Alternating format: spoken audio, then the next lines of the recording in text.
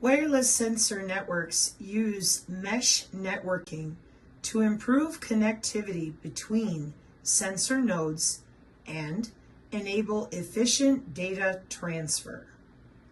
Mesh topology is a network configuration where each node is interconnected with multiple other nodes, allowing for multiple paths, many paths, for data transmission.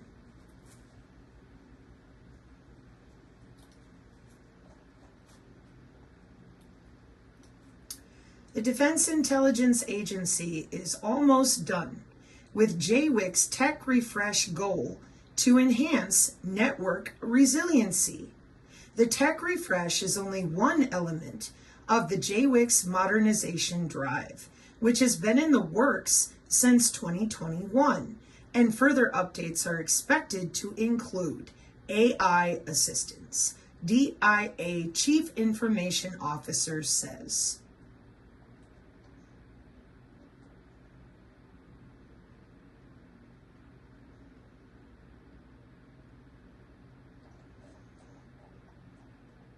We're just going to read the whole thing. So the DIA is on the verge of completing a much-needed update to the Joint Worldwide Intelligence Communication System, JWICS. Now, what is JWICS?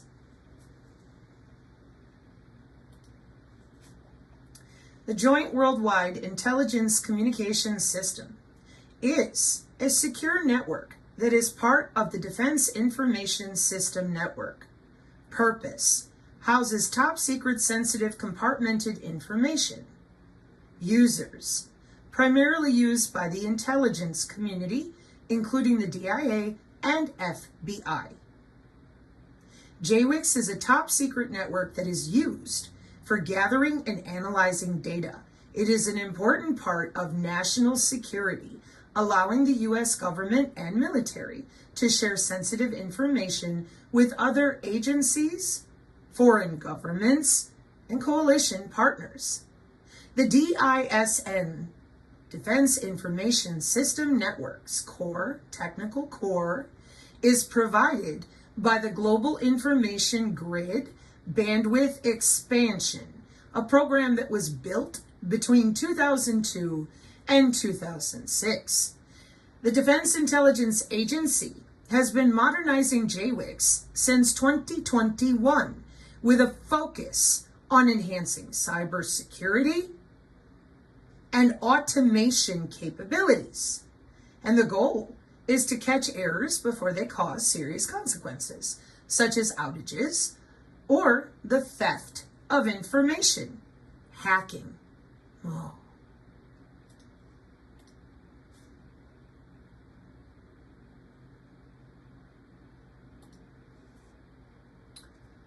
Wikipedia. The United States Department of Defense's secure intranet system that houses top secret and sensitive compartmented information.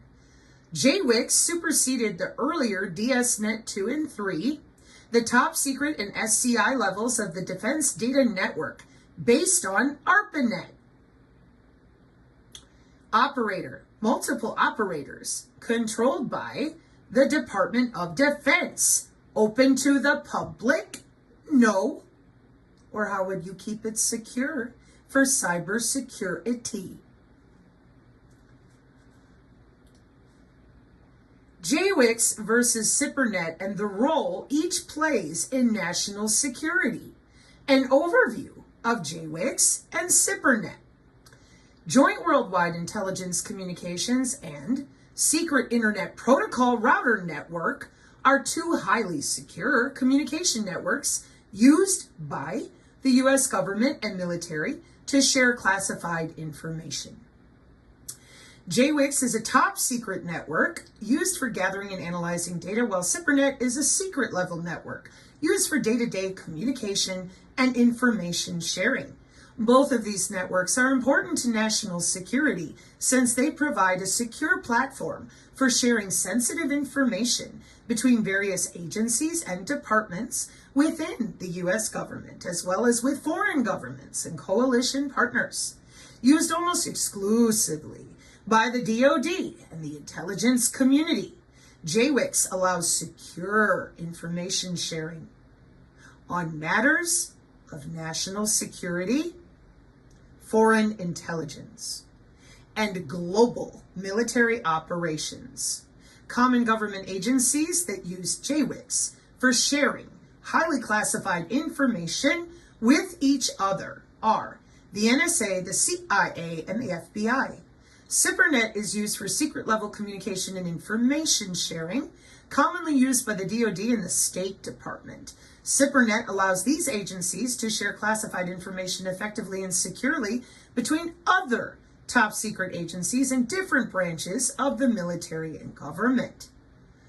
JWICS and SIPRNet in control rooms and other critical spaces. Oh, we are nowhere near done, and I want to bring your attention to something else really quick. Does anybody remember how many times recently I pointed out that our military doctrine of war here in the United States, that's right, I said warfare, I said doctrine. I didn't say maybe, and I didn't say that this is a theory that they're considering. This is a fully deployed military doctrine of war. And I don't think you're reading it properly, whoever you are, because you don't understand that network means network. When it says network-centric warfare, where is your brain?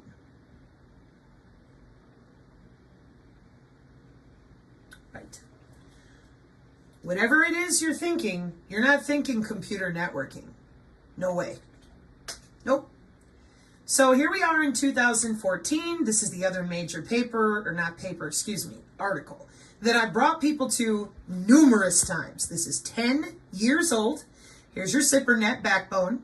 This is the international community arguing about things like this. Because you have to have the biological surveillance to drone strike a human target with that kill box. The kill box simply sets up the mesh networking mathematical computer networks in order to track you down. Oh, for crying out loud, you did this to me the last time. I didn't know why. I think too many people, maybe they're looking at things they don't want them looking at. I don't know. My public intelligence article wasn't coming up automatically. Okay. So here we are in the August 2009 version of the technique of establishing parameters around your head mathematically using sensors. Now, when you do not disclose to people that there's a military warfare doctrine involved with their own anatomy that you also don't tell them about, you just tell them, we're going to war. It's nuclear. It's bad. Oh my God, we're going to war. Now they're thinking tanks and guns. They're thinking normal warfare that everybody knows about. Even if it's guerrilla, even if it's Iraq, Desert Storm, whatever. They're thinking guns. They're thinking, I'm going to get my gun and I'm going to run. No, you're not. Oh, all right. So we have a warfare doctrine. A warfare doctrine that's based on networks.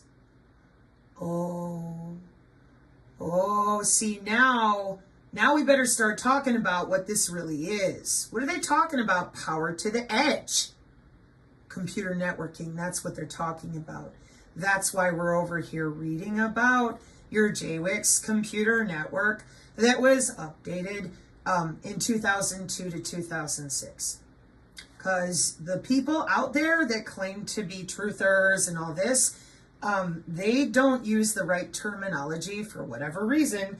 They keep saying the following. Hey, we had a sentient world simulation. Did we now?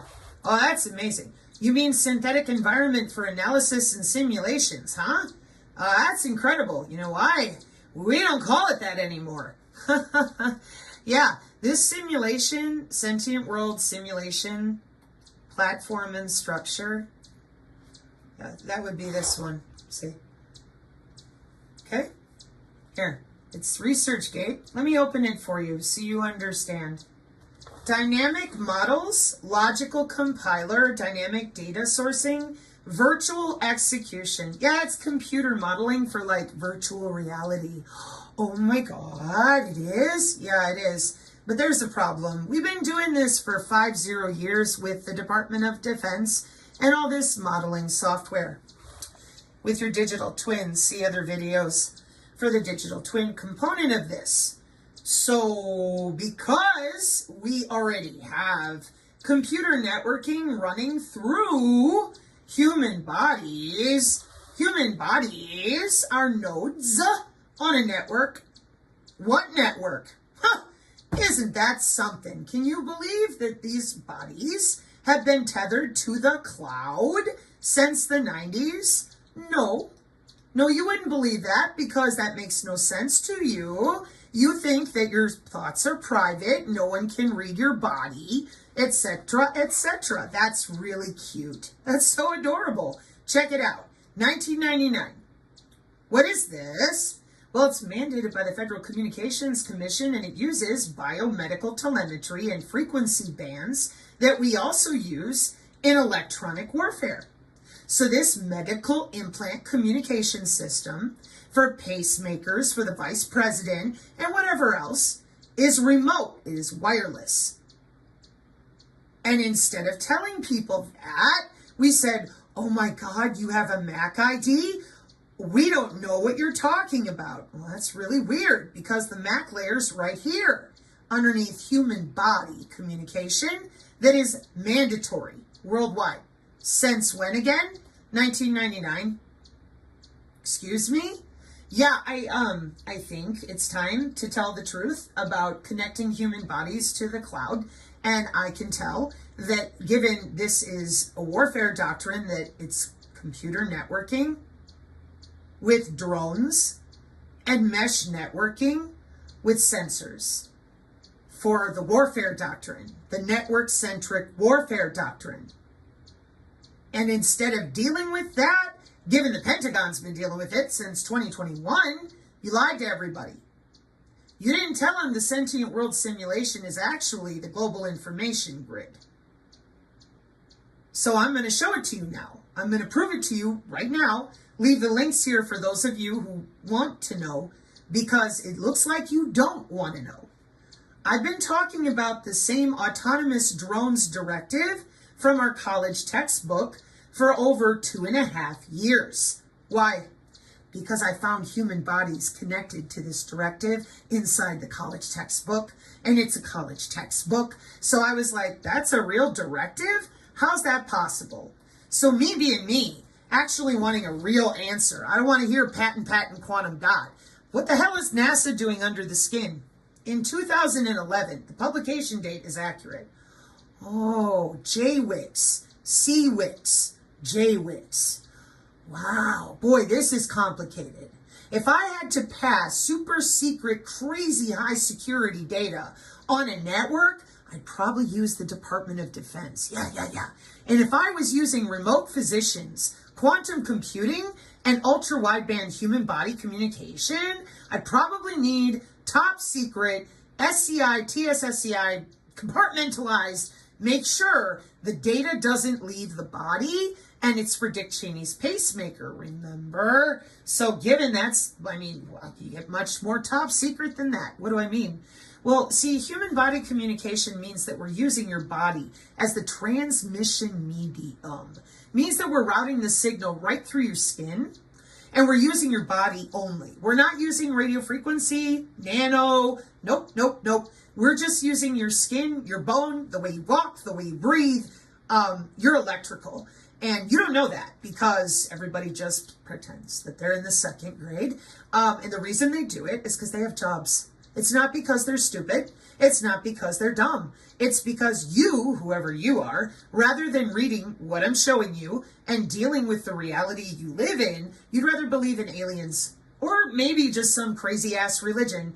Therefore, your body's not electrical. Everything I'm showing you is LARPing. some person, look at all these tabs I have open. And you can go to them all directly. And fair warning, it's the IEEE, the Department of Energy, the DISN, the government, the DOE. So I don't know, sorry, said that twice, but they're in two different places. Biosurveillance, DHS. Nothing I'm going to show you is somebody's blog, conspiracy theory, or laying around in the weeds. This is business.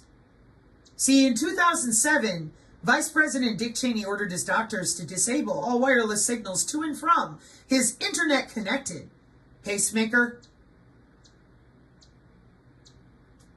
And then, may you rest in peace, Barnaby Jack, was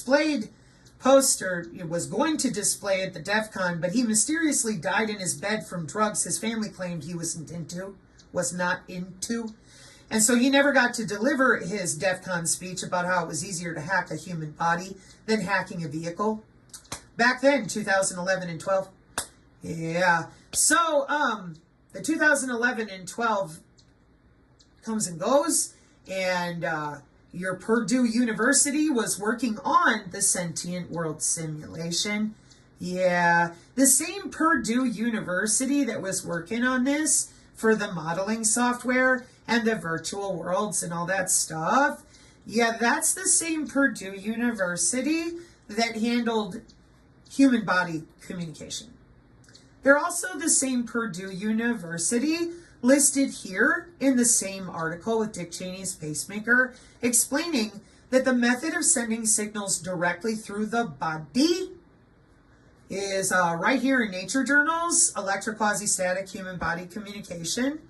Okay, and that's why it's no longer the Sentient World Simulation. It's the Global Information Grid for network-centric warfare.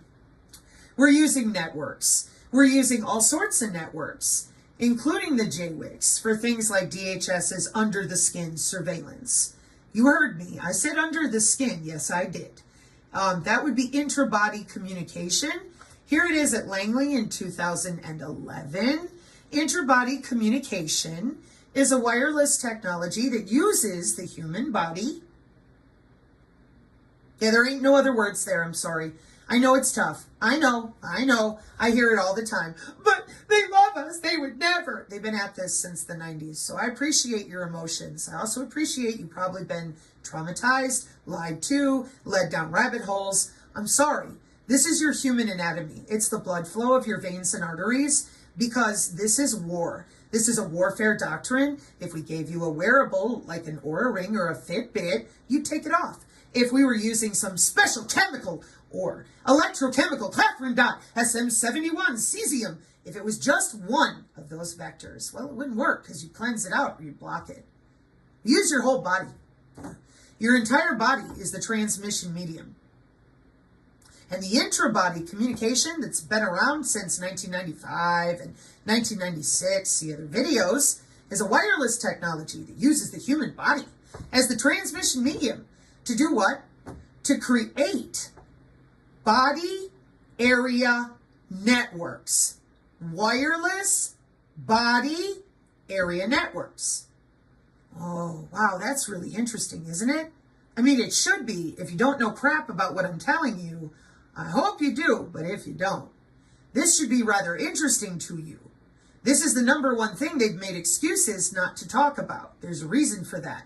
That goes right back to that same warfare doctrine. So excuse me a moment.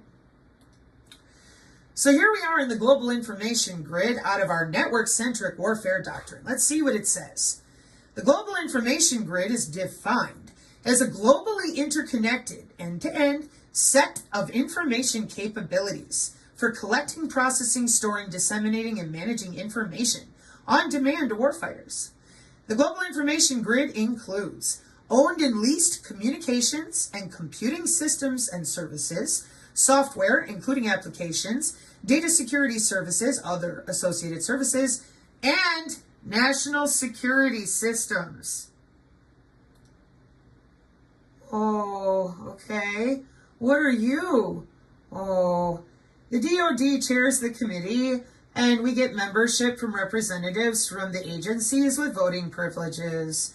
And their standards define their training and certification for working on the back end of their equipment. Who's the NIST, National Institute for Standards and Technology, the National Reconnaissance Office, the Defense Information Systems Network, and the National Geospatial and Intelligence. Wow. Yeah, I know. This is so hard to understand, given that you probably have your phone in your hand, that we're using information technology and computer networks in our current cyberspace operations. Yeah, thanks for catching up. I really appreciate it, because I got to tell you, having to communicate to the American population right now is kind of difficult. They are very resistant to admitting what all their money has went to in electronic warfare. And it's really disturbing because we have autonomous drones. We don't have drones in which somebody gets to make a decision. No. Now I'm going to read that to you too. But before I do, all I ask that you do going forward is that you understand that because this is a warfare doctrine from the 1990s, and how many times do I have to bring you back and say they're under your skin? They're under your skin. The security protocol for being under your skin is delineated here in network security and digital forensics in the same 2011 that the NASA servers in Langley are working with the JWICs, I'm sure, with the implantable sensors, ultra-low power networking protocols, and security for intra-body communications. These are jobs. Yeah, isn't it great? No, Sabrina, no. All right, so here we are, a survey on wireless body area networks in 2011. I zoomed in for you. What do you see? A wireless body area network, a bunch of sensors inside the body, a personal device outside the body, and then extra body communication. A physician, a database, and emergency services. That's amazing. Why can't you tell anybody else this? Remember, this is for your health. So they're under your skin, and you're not admitting that. You're playing stupid. You're in kindergarten, you're in the second grade, thinking they're coming to take your little guns away. You might as well be holding a squirt gun, because you're bringing guns to a laser weapon fight. All you little men that are man children and the nerds, they'll laugh and they'll be like, you don't do that, dude. You'll get killed. Those are lasers, plasma weapons. You don't bring a gun to a plasma weapon fight. But yet somehow, here we still are. There's you, an example of patient monitoring in a wireless body area network. Wow. Look at all these different things that they're loading into databases. Your motion, your temperature, your glucose at a data rate with a bandwidth and accuracy in bits. What's this for? Oh, watching you remotely over the internet? Yeah, that's what it's for. That's what Langley says. That's what here at ResearchGate it says. Let's keep going back over here to the one we're always into, which is Cambridge and Oxford at Wiley in the same year as Langley, the same year as ResearchGate. This is the security for the wireless body area network. What do you see? Yeah, Bluetooth, Zigbee, ultra-wideband. That's right. And the MAC IDs. They're over here in related work because we're using sensors. Yeah, and the message authentication code and the medium access control layer. But for some research shows the security for biosensors implanted in the human body. And they show that the biosensors have to make use of cryptographic algorithms to encrypt the data they send to the biosensor control node, referred to as the biosensor head in this paper. And the random number, which is used in cyber biosecurity, in security protocols, can be generated by biometrics, such as heart rate and your pulse. Can you explain to me how your body's not involved here? Right, see other videos. So you have an algorithm attached to you for your biofield, the human anatomy you won't admit to, that allows this system to run. And I said, you're going to have to go to the beginning and tell people that we can give them a disease electronically. No, we're not going to do that. All right? You need to tell people you're under their skin. We're not going to do that.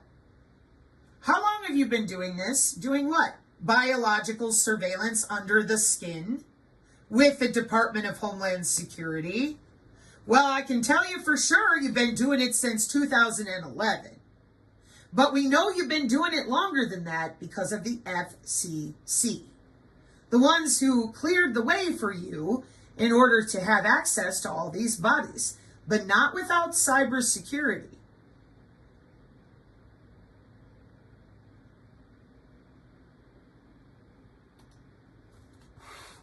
Human body communication, intra-body communication, is using your body, your skin. You're naturally electrical. The name of the electrical anatomy that you're missing is the biofield. You used to call it the aura. That's the layman's term for it. Your biofield goes with something called bioelectromagnetic algorithms.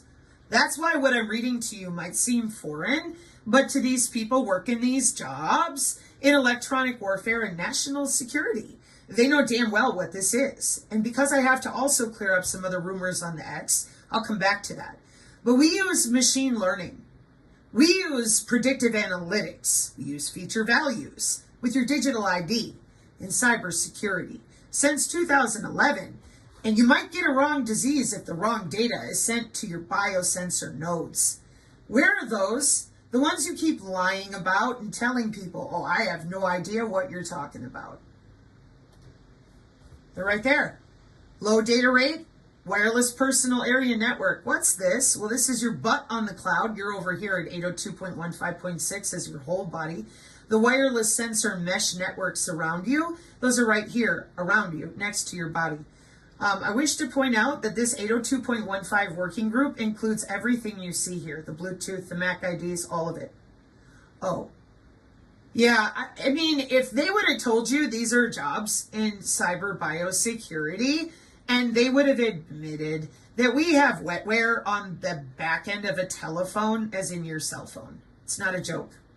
And that we can just log into the internet with our special phone using the millimeter wave, and we log directly into your bone on the 802.15.6 body area network with the millimeter wave. Oh, yeah, and the MAC ID, that's your specialized machine learning algorithms as well. So when you sit at the table and your phone rings, does everyone else's phone ring? No, it's the same thing. And they use the cell phone systems and towers because it's network warfare. Yeah. So not telling people that you've had their asses on the cloud since 1999, I think that's a little disingenuous given you claim you're going to save the world. What do I mean? Well, this is network-centric warfare, all right? It's 2024. I don't recall a time in which I can't even talk to people about this right here. This network-centric warfare doctrine is routing computer biosecurity through human tissue. And nobody's allowed to talk about it. But they are allowed to talk about the e-health. They just don't know how it works, medical body area network. You might be able to mention nanomedicine, but then they'll just bitch, whine, and complain and claim you ain't got a big enough microscope. And then this doctor, that doctor, this lawyer, this person. Meanwhile, those of us that know how to read, we're like, nano.gov, and I wish to point out this nano research is pretty old. Yeah, it's Science Direct. Like, it's verifiable, easy to look this stuff up. We have a 20-year nano initiative. Like, we know what this is. This is polymers and wireless drugging and wireless tissue engineering and organelles. Yeah, I know you probably have no damn idea these are jobs, but the rest of the world does. The United States has been heavily psyoped. They think the aliens or Jesus is coming, and that's pretty sick, but that's what they've done. So here we are inside the abstract of intra-body communications for your nervous system, and you'll notice that it uses ultrasound and high and low electromagnetic frequencies. And that's because the taxonomy of intra-body communication technology is microwave, millimeter wave, terahertz, optical, inductive, capacitive, and galvanic coupling, and ultrasound. What's all that? Well, that's how electronic warfare actually works. Excuse me. Let me put the other one in here.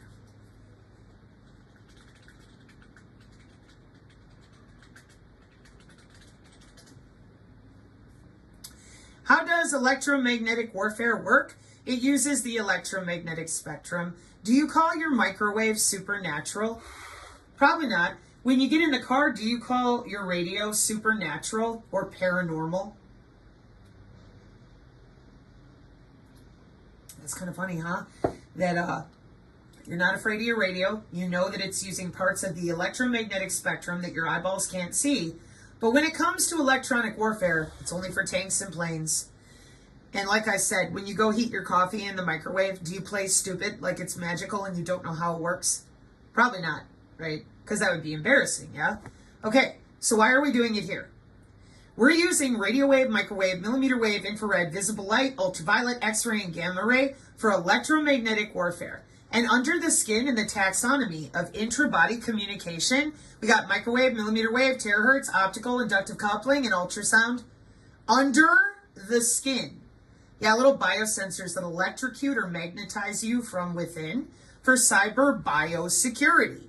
These are jobs for biological surveillance under the skin that go with the JWICS Defense Information System Network upgrade for automation since 2021 with the Defense Intelligence Agency in support of the warfare doctrine of the United States today in 2024, which is network-centric warfare some more. So if we are able to admit, here's our warfare doctrine, then you'll be able to understand what I am reading to you. If you do not admit that the human body is electrical, and that we damn well know what part of the human body that we are using for the bioelectromagnetic algorithms, the NASA and Langley studied intra-body communication with appropriate intra-body communication updates along the way in our scholarly world. 2017 IEEE National Science Foundation.gov. 2015 IOP Science. 2021 LSV Air. 2019, More Science. 2013, Springer. 2018, IEEE. 2016, Springer. 2009, IEEE. Now, would you please explain to me why it is that you're still calling this conspiracy? I think maybe you're having a problem reading. High-speed intra-body communication for personal health care. 2009, Body Area Network. Compared with Body Area Network. I said you've been in cybersecurity since 2009. Did we listen? No, because it's much easier to bitch about my hair or my tone of voice. My tone of voice is because the people that are still out there running in circles and wasting your time, they are very dangerously placing you in a position in which you're not going to be able to problem solve your way out of a warfare doctrine you know nothing about. How, HOW, it interfaces with your skin and bone in your home. Not, I'm going to go run out in the battlefield. No, in your home. In your home. That's what makes me so upset, because the drone flies over your home and it takes measurements of your bone. Wireless Body Area Networks, IEEE 2021. The Internet of Things had a huge impact on how medical data is received and transmitted to the right systems in healthcare. Apps. That's right. eHealth and mHealth. Mesh networking. Security, fastest delivery, and energy consumption are major concerns in wireless body area networks. This research focuses on the rapid data transmission between the patient and doctor using unmanned aerial vehicles, drones, unmanned drones. There are 5 sensors that are analyzed: heart rate, temperature, motion, oxygen, and blood pressure. Oh, but it's passive. Nope, they actuate for eHealth. Did you forget about that? Nanomedicine and wireless healthcare, mandated by the Federal Communications Commission in 2012. This is what I mean when you lie to people about an actual warfare doctrine and you let them sit there thinking the Q, Jesus, the aliens, or Lord knows who, is coming. Meanwhile, what are you actually doing in the real world of money, market share, and getting your ass up out of bed in the morning and physically doing something other than doom scrolling? Well, here we are in 2012. That's Medical Body Area Network. Wireless monitoring devices that are ubiquitous and continuous. And so they were given permission to create body area networks out of the medical system to save themselves money, prevent themselves from getting sued, letting you go home and watching you from home, updated palliative care, GE Healthcare had first proposed allocating specific frequency spectrum to medical body area networks in 2007, like with Dick Cheney and his pacemaker. Wow, it all goes together, doesn't it? Yeah, they were all going to work doing jobs for the IEEE and the FCC and the DIA and the DHS with biosurveillance and cybersecurity. And then JWICS and the DISN, they're like, yeah, that was 2007. We got to get the global information grid updated with automation and all these networks of bodies,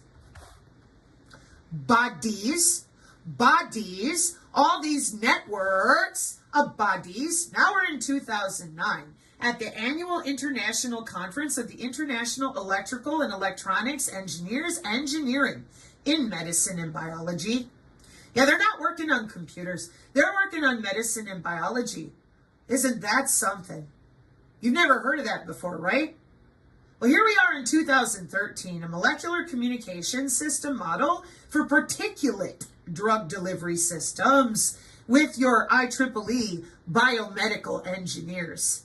2013, molecular communication, wireless drugging, Professor Achildes. And that Pierrobon guy looks like our nanocom stars. Because it is. Oh, those are jobs. That's a professor. Couple universities, actually. Yeah, these are jobs. Huh. That's just amazing. Because over here in 2011 with NASA, there they are under the skin communicating on the ultra-wideband. Over here in 2018, they're shooting millimeter wave from the phone with actual wetware software. See, Bioconductor connects to omics databases. Like what? BioSci, it's genomics, omics. Anything we want, any pathogen, recombinant DNA, plasmids, put it back together, shove it back in you.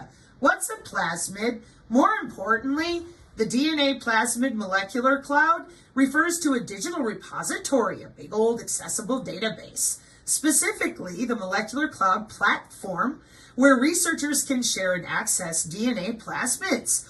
Wow, isn't that incredible? Yeah, it's a central hub where the scientists can upload and download plasmids containing DNA sequencing. Oh my word! Yeah, because you're connected to the internet. So loading these things in and out of your body, it's not a problem. These are companies, and they're biology companies. So what's a plasmid? Well, a DNA plasmid, that small circular double-stranded DNA molecule that is separate from a cell's chromosomal DNA. And plasmids can contain genes that code for enzymes, that enzymatic response with over 40 different biosensors, just getting started, that benefit the host cell, such as those that provide antibiotic resistance, etc. Scientists have been able to use plasmids as tools to clone, transfer, and manipulate genes. Really? We know. Here on the channel, we know. I'll show you in a moment. A plasmid is a small circular double-stranded DNA. Plasmids naturally exist in bacterial cells, and they also occur in some eukaryotes. Often, the genes carried in plasmids provide bacteria with genetic advantages, such as antibiotic resistance. So, to me, when I see comments like this one, you can intentionally mislead to protect your own area of research. Now, I know they're not referring to myself. I want to point this out as an example, because his is example. The DNA plasmid community, not all, but led by Jicky Leaks, stated that the studies showing quantum dot in those 50 elements from Argentina, the quantum dot is just one type of biosensor that fluoresces. That's all it is. They're using a ton of different ways to communicate with those internal networks. That's why they pulled all the elements apart, to see how they recombine, because recombining DNA is what they're doing with molecular communication. So the DNA plasmid community, as referenced here, I'm just going to take a shot in the dark, because I don't understand this argument with you people on the X. I really don't. So this Clathrin dot, I debunked all this a year and a half ago. How did I do it? Because I'm like, you see this? This is omics. And people went, Sabrina, I have no idea what that is. And I'm like, I get it. Step 1, you're tethered to the cloud. Step 2, we've got BioBricks. BioBricks take plasmids apart, put them back together, and BioBricks have languages. Synthetic Biology Open Languages. That's the one I forgot. iGEM, your worldwide synthetic biology competition for those synthetic biology open language. They code those plasmids inside of you with their own language. It's a computer language that they're using with their molecular communication. So as a network engineer, and I'm seeing all these terms and things route through, and I'm going, what is going on here? So I started looking up things because, I tend to prefer to like to know what I'm looking at. And it's a graphical modeling language. That's your new blockchain and Hyperledger. But you don't know that because you don't know that synthetic biology has been out there operational with students for how long? Right. Do you notice that the first version is in the same 2011 as over here with NASA under your skin? But Noah Harari said, well, why do we care? Here's the documentation. And we know that they're doing it because they're everywhere with iGEM and their BioBricks. Now, why did they do all that? What's all this? Well, more bad news. They didn't give you a bioweapon. They gave you a bio-inspired molecular communication system for targeted drug delivery. Well, that makes sense to me because I admit the IEEE and Professor Achilles and molecular communication since 2013. So for me, I'm like, why is everybody so fucked up? They didn't inject you with a vaccine.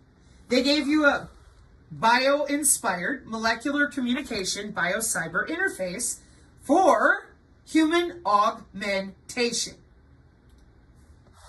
Biomedical engineering is the application of engineering principles to solve biological and medical problems for the purpose of improving healthcare.